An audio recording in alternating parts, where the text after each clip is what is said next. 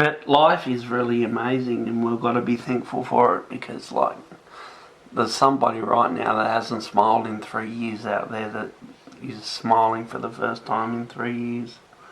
Or there's some kid who's finally taken their training wheels off their push bike, and...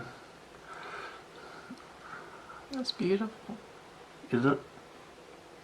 What's all this is it business? Like, say something profound. Let's question that.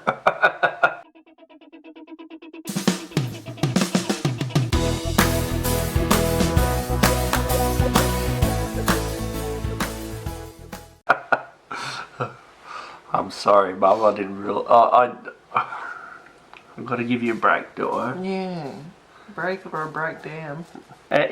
Did you dabble in ACT at all? Yeah. Yeah. Does it have a mindfulness element? Yeah. I think all of them have a mindfulness element that I dabbled in. Does the main CBT, one... DBT and ACT. Does CBT have a mindfulness element? Yeah. Oh, okay. Yeah, well, like It makes you think. It's based on that cognitive behaviour sort of thing, where you're thinking about what you're doing and how your thoughts are, and thinking about what thoughts are going on to make you feel and behave a certain way. Yeah. Is that correct? Yeah, just understanding the relationship between thoughts, feelings and behaviours, yeah. Yeah. I don't even know if I really got CBT, because when I went to counselling, like, it just sort of washed over me. It didn't really work on me, but I either didn't get it, didn't try to get it, but the actual mindfulness thing actually worked for me. Yeah. Maybe because CBT might have been next level shit, and I needed the mindfulness to get past myself, the actual intrusive thoughts and the compulsive thinking, where I could take control of my mind a little bit, and then go on to CBT. But a lot of the time the CBT wasn't that helpful for me, or it was, and I didn't. It wasn't so dramatic that I realised that it was helpful. People just overcomplicate CBT. Yeah. You explain it. All it is recognising that, okay, something's happened in my life, whether it's big or small, and I've got thoughts about those things, beliefs about those things, and then there's consequences for that. So there's behavioural, there's feelings, there's... So they call it the activating belief. Yeah. Is that it? Yeah. I seem to remember that. Yeah.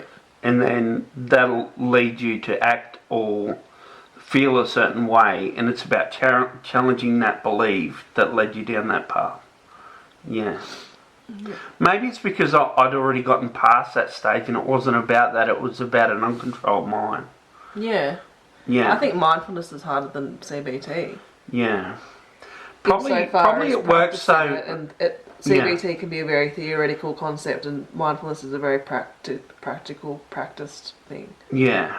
Well, I don't do it now, and it's on my list to do, but I don't do it. Yeah.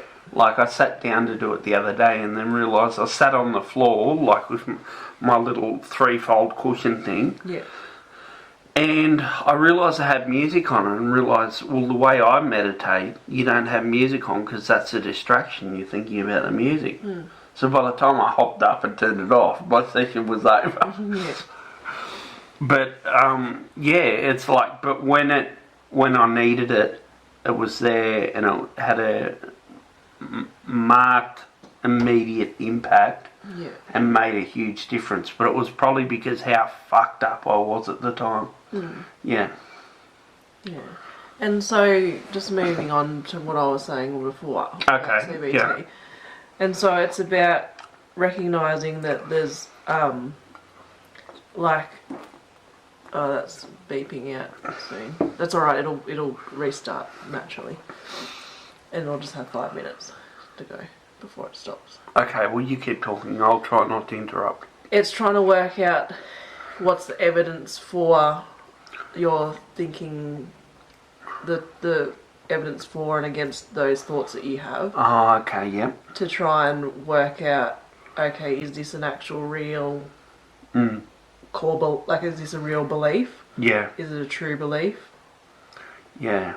Is it a right belief? So it steps you back into reality. So you're dealing with real. Yeah. And so once you really get into CBT, you're really unearthing your core beliefs and trying to work out, if I believe this, What does it then mean? what does that mean? Oh, okay. And if I've never had it believe explained that way. Then what does that mean? That's actually that's a game changer there, right there for me.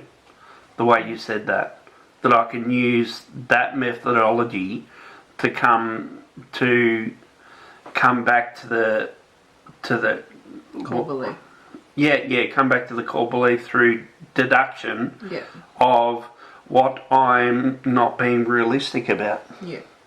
That's good. Yeah, thank you. Yeah. And then you do kind of experiments in terms of you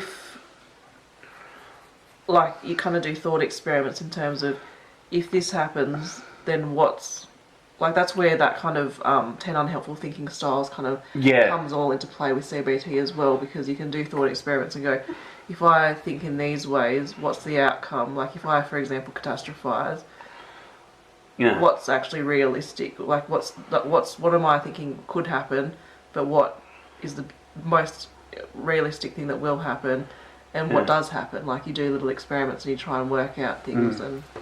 Well, my main problem is with people. Yeah. So, it's not my main problem. My main problem's not interacting with people. So I'm exclude myself and avoid. Yeah. So I'm not, and that creates all sort of issues in your psyche. Yeah. But the people problem is based on this idea that with that CBT thing where reality based, where I always seem to be able to see reality in what I'm thinking because there's probably a slither of truth in it. It's just my reaction to it. Yeah. You know what I mean? Yeah. And when people challenge me on it, I get really cranky because I think they're denying the fact that this person is not being good to me, while other people just let it go and flow with it and don't look at all those little what's that book? What's that book we read? The Secret Book? Oh, yeah, so there's not little status games. And that it's like most people just flow with status, but I take offence to it. Yeah. And that may be because I've got some sort of narcissistic injury because I put myself above everyone else. Mm. You know what I mean? Yeah. Yeah, if they chip me, then they're saying I'm less than them. Yeah. When I'm trying to be on the level, but maybe secretly I'm trying to be above them by being on the level. Yeah. Yeah. But at least I want to put them on the level, but maybe I'm not even aware unconsciously of me being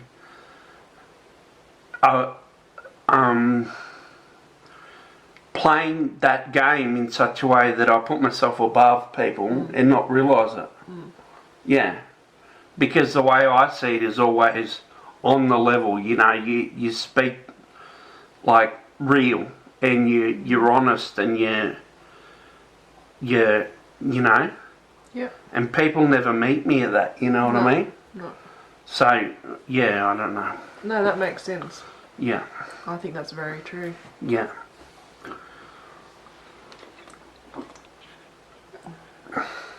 I don't know how to do that. Are we turning it off? No, and then on again. Off and then on again. Did I catch? Yeah. I think we're in breakthroughs here. For me, anyway. Yeah.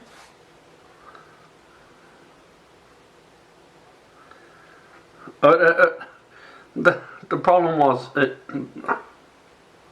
no, I was going to say that as a joke that the problem always leads to The fact that I'm an arsehole. But is that the case? No. Or is that part of the case? No, we just talked about what the part of the problem was. What's that? Well, in summary,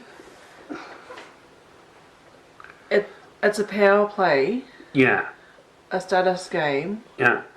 where you're meeting another person. And they don't want me to meet them because I haven't got a job, or Yeah. and they want me to stand lower. Yeah, but you're actually wanting to stand higher than them, and they're wanting to stand higher than you. Yeah. So you're both butting because... Yeah. But they do it in such a way that it's like I do it by meeting them. Yeah. Or maybe I don't. Maybe I'm spiky. Exactly. You're doing a moral status game. Oh, okay. And they're doing a occupational status game. Okay. How am I spiky? Like, you always say I'm spiky. How am I spiky? What do I do? Am I spiky when they're not around? Or am I spiky while they are around, like people? You're spiky when they are around. Yeah, what sort of things do I do Well, that I have to be aware of? you don't believe the best of people. Okay. I think, in my perspective from the outside view, Yeah. you assume the worst and assume the best. And that's putting them down by... It's on the back foot before you even start the conversation. It's like... So that's less about... So to them, from their angle, me thinking that they're rejecting me, I pull away. Yeah. So they are feeling rejected. Exactly. Okay. Yeah. So, for example, like, just a concrete example, like, if person A invites you to a party and you go, yeah, I'll come, and then 10 minutes before the party starts, I come to the party and go, oh, Ricky didn't come. Like, that's them going, oh, he doesn't care. Yeah. He's just going, oh, stuff them. Yeah. Well, I'm at home avoiding as I normally do. You're avoiding. And then the next time you have an interaction with person A, they've gone, well, they don't really care. Ricky doesn't really care about me, so I'm not going to put my... eggs in his basket. Exactly. Mm. And it's just a perpetuating thing that then that rubs off on you, and then Okay. sort of just a... Is there anything else that makes me spiky? Am I a bit nasty? No, you're not nasty. No. You can become nasty as a coping strategy. As a reaction? Yeah. Yeah. You got a really good heart. Yeah. But when you're... But do people see that, or only you?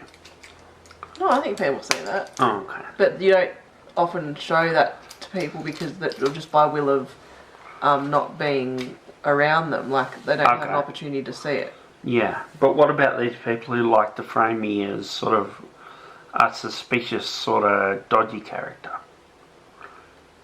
How does that fit into good heart?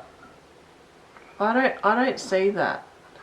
I don't know. It's just certain feedback, certain things people say. Yeah, but I think you're over emphasizing those little side things, yeah. and then you're looking for that evidence to build a bigger case. Like, Okay. I think that's just... Yeah. I don't think that's a big... It's just that bit hurts me. When it happens, I grab onto it. Yeah, and so... And I feed off it. This book here, The Unexpected Joy of the Ordinary, talks about how we definitely... Like, and it's not new news, but we hold on to the negative, and we disregard the negative. One negative equates to, like, the 8 positive kind of thing. So, yeah. So we just zero in on that extraordinary negative thing, and we just count the other things. Okay. Because we go into this kind of status quo plateau where we go, oh, okay, I get a little bit of a hit when someone gives me a compliment, but then that wears off. But a negative, that'll stay strong. It'll grip you. Yeah. Yeah. This has been a good session, Bub. And I think we're changing the name of this channel to Elizabeth Brown Counselling, $685 a session. Yeah, from your bank account to mine.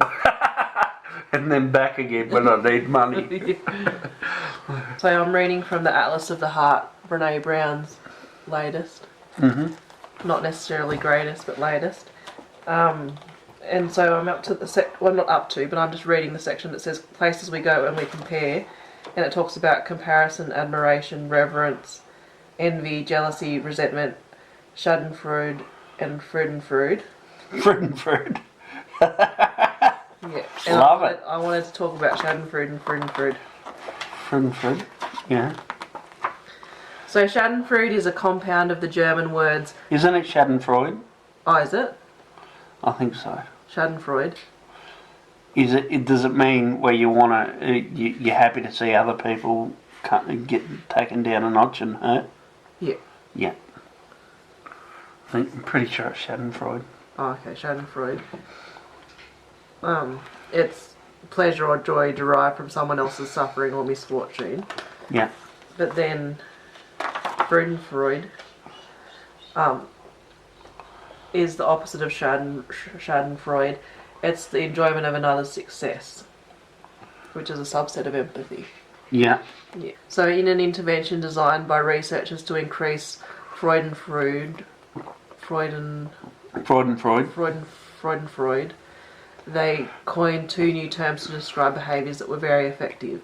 Shoy, S-H-O-Y, which is intentionally sharing the joy of someone relating a success story by showing interest and asking follow-up questions. And bragitude, intentionally tying words of gratitude toward the listener following discussion of personal successes. So when someone shares something great that's happened to them, we can show interest and ask questions. When someone demonstrates joy when we share ours, we can express gratitude. Thank you for celebrating this with me. It means so much that you're happy for me. That's gorgeous. Yeah. Yeah, there's not enough of that. There's a lot of crabs in a bucket. Yeah. Yeah, but that's something that's on. I've got this list of things that I've got to. That I try and remember that are beneficial, and one of them's something about celebrating other people's successes. I wish I knew the sentence. I was nearly going to grab my computer, but I thought by the time I go and get it, it's only a sentence. Yeah. But yeah, I don't get a chance to do that much, to be honest. Do I celebrate your wins? Or do I take you down a peg? I know that when it was your artwork, I took you down a peg instead of celebrating when you got that win. Yeah. Didn't I? Yeah. But at other times, when I feel you've deserved it. Yeah. It's like I decide. I'm the decider whether you deserve that a bit of gratitude. Yeah. Oh, I wanted to talk to you about irony because that's something that you never understood. I think I understand it now. Oh, okay. Well, don't worry about it. Yeah, we can go on. See if I do understand it. Go on. Okay, so irony and sarcasm are forms of communication in which the literal meaning of the words is different, often opposite from the intended message. Yeah. And the reason why I didn't get irony is because I do it all the fucking time. You know what I mean? Yeah. In both irony and sarcasm, there may be an element of criticism and humour. However, sarcasm is a particular type of irony in which the underlying message is normally meant to ridicule, tease, or criticise. And both irony and sarcasm are easily misunderstood, especially when you're talking to someone you don't know well, when there are already some heightened emotions in the exchange, or when you're emailing or texting. I've heard that irony doesn't work with people over 60. Like they don't. I'm not irony, sarcasm. Yeah. Sarcasm, people don't, like if you say, oh, that dress is fantastic, they'll go, really? I think that the biggest thing to watch out with irony and sarcasm, she says, is are you dressing something up in humour that actually requires clarity and honesty? Yeah. Do I have a problem with that? Do you have a problem with that? I don't use sarcasm. Do I use it? Not much, do I? I use irony for jokes, where I say the opposite Yeah. to mean what it is. Not much sarcasm. But it's not really sarcastic, is it? I'm not hurting anyone in the vicinity. No.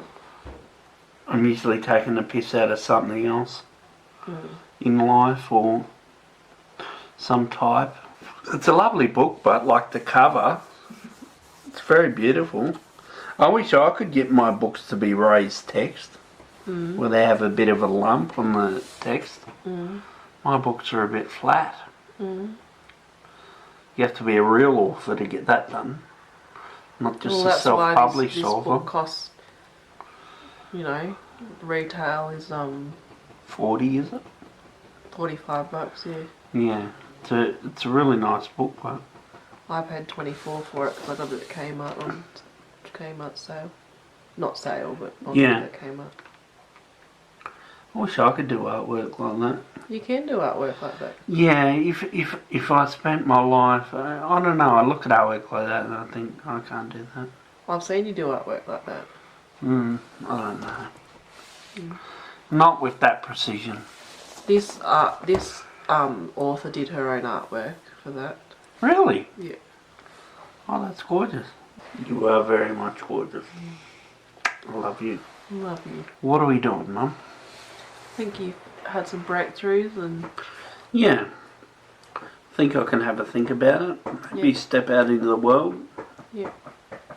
Probably won't, but you might. But I might. What do you hope to get out of the rest of this year? Consolidation. What does that look like? Explain that a bit better? Well, I don't think I need to read new stuff. I just need to consolidate what I know. I need to just I know what my strengths and my deficits are, and I don't need to go searching for more. I can just consolidate what I know and try and firm up and be content with where I'm at and strengthen the barracks. Yeah. Build out the moat. Yeah. Very good. Yeah, I'm sort of lost between whether looking for new information that I don't know, or does that make sense? Yeah. I know I don't know, so I don't know, or relearning the information I don't know well, or it hasn't. It's not part of my being. Yeah. Yeah, that's what I'm talking about. I'm talking about incorporating what I haven't quite, not perfected, but something that I haven't quite cemented into my head or heart, but just refine that. Yeah. So you've got a few books lately. Yeah. Have you gotten through much of them? Oh, I read the most part of that. I read the most part of the Unexpected Joy of the Ordinary book. Is that the one you really got into? Yeah, I read most of it, but then there was bits that weren't applicable to me, and then there were bits that I already knew about, so I didn't need to read it. Okay, you'd So seen enough. I read the bits that I needed to read and good. skim the rest. That was a good book. It's a great book. You didn't get on to the next book? No, I don't have. Just want to think about this a bit more. A time-conscious life, eh? It's a Stephen Covey book. Heard that name. Yeah. You've said that many a time. It's the he wrote First Things First, but he also is the ACT. He created ACT. Oh, acceptance and controlling counselling. Acceptance and commitment therapy. Okay. Intelligent relationships must be based upon planning and preparation. We cannot blunder into other people's presence, particularly where bad feelings exist, and expect to enjoy peace and good communication.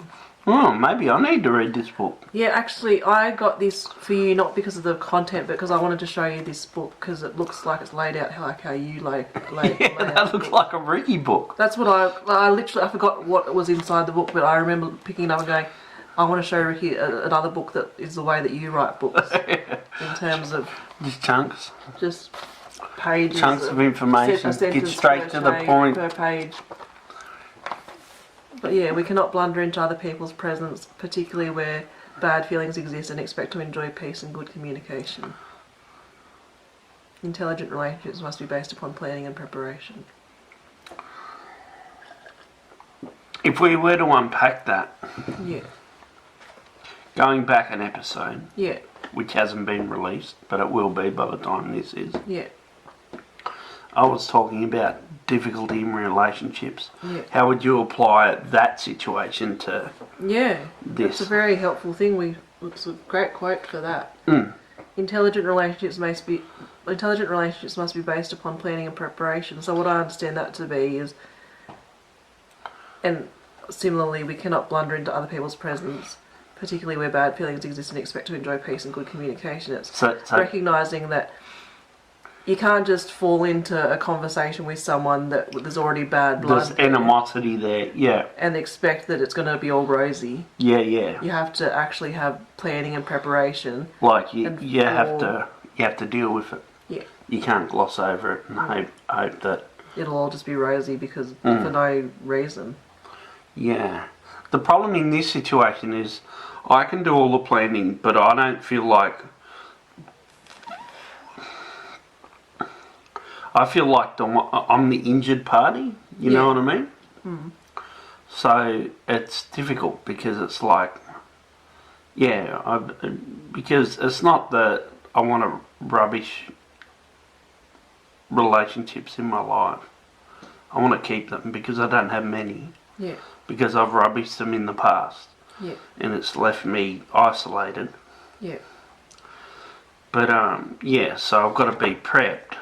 But then at the same time, I don't want to have difficult conversations because I'm scared of the outcomes. Yeah. Mm. Yeah.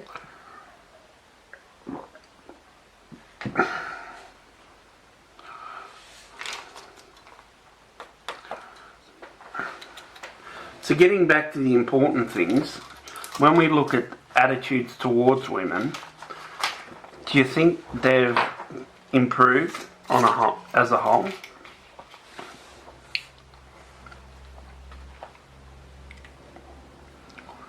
Just ignoring that. I think they've improved. Good on you guys, you've come a long way.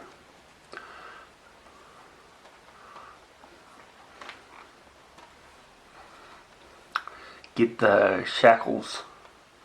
Break your shackles. Break those shackles. We can learn not to be offended. We can cultivate our security from within, based on integrity to fundamental principles, so that we can love when we're not loved, be kind when people aren't kind to us, and patient when they're impatient with us. Wow, that's pretty good. I'm pretty sure I wrote that and you ripped it off my fucking Insta page. Yeah. Prick.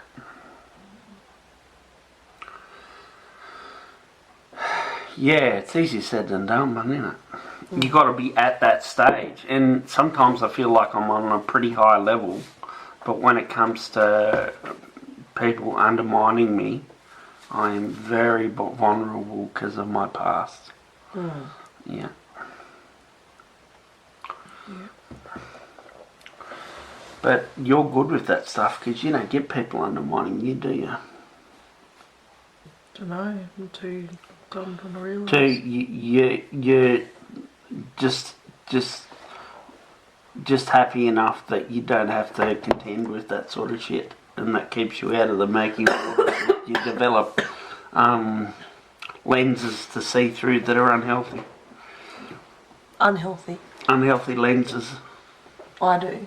No, I'm saying that you just unaware enough that you don't develop those unhealthy lenses, or haven't had big hits from people. You've associated yourself with people who have taken you on face value. Maybe. And you put up there's not many things people can knock about you. Hey? No, I think that could have a fair go. I don't know. I think it's easier to knock me because I'm looser with my tongue. Yeah.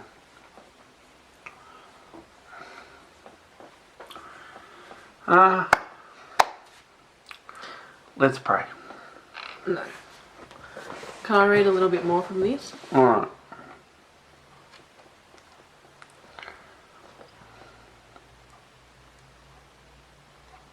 Dear Lord, forgive her of her sins. Amen.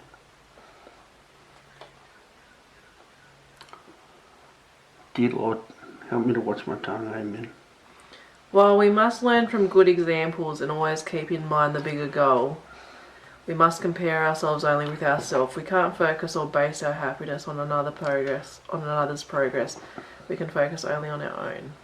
Yeah. Makes sense. Yeah. This is more like my book. We need a sense of self-esteem, this feeling that we are true to ourselves and that we are good apart from our performance or our particular point of view. Can I have a look at this book for a second? Yeah. He's categorised it. That's great. I sort of categorised it, but without putting it in my book like this. I've categorised it, but without putting it in categories. It like flows from one thing to another. Yeah. So I have categorised it, but it's not clear distinctions where it says this is about behaviour and this is about relationships and stuff like that. But some of the things that I wrote in my book, I already disagree with. And really? In that short amount of time. Disagree with? Yeah. Strongly?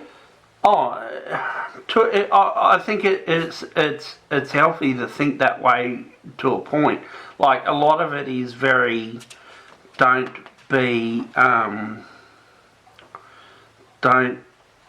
bring too much metaphysics into your life. When now I'm bringing that back into my life. Yeah. You know, things that can't be explained by, you know. Rational. Yeah. Yeah, and just sort of saying anything outside of that is just dog shit in my book. Yeah. Well, now I've sort of come full circle. Yeah. And because I'm able to, when I was like that and looked for signs and symbols and saw a lot of synchronicity in my life. The problem was that it'd inflate my ego and give me a big I, like big self. Like I'd filter it all through who I am and what I'm about and what I'm going to do and, you know, me. Well, now I can do it without the big I. So it's a lot healthier. And it's not as destructive to, like, relationships because I'm not so head up my ass self-absorbed.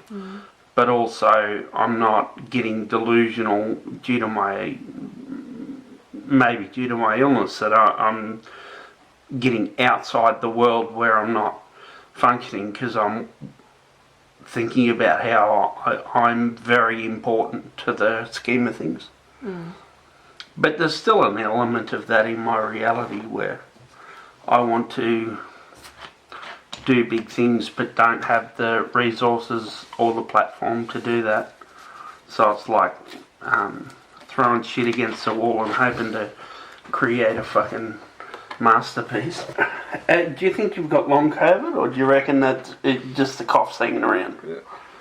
So you got energy levels are up? Yeah. The capacity to turn the other cheek, go the extra mile, and be a servant leader comes from a deep vision of what we're trying to accomplish. We see what we seek. If we seek a great thing, we tend to see greatness inside people if they're part of it. And we send feedback from people who have the courage to share. We're not killing the messenger who brings us feedback. Rather, we show appreciation and have the humility to apologise and say, I need to improve and make amends.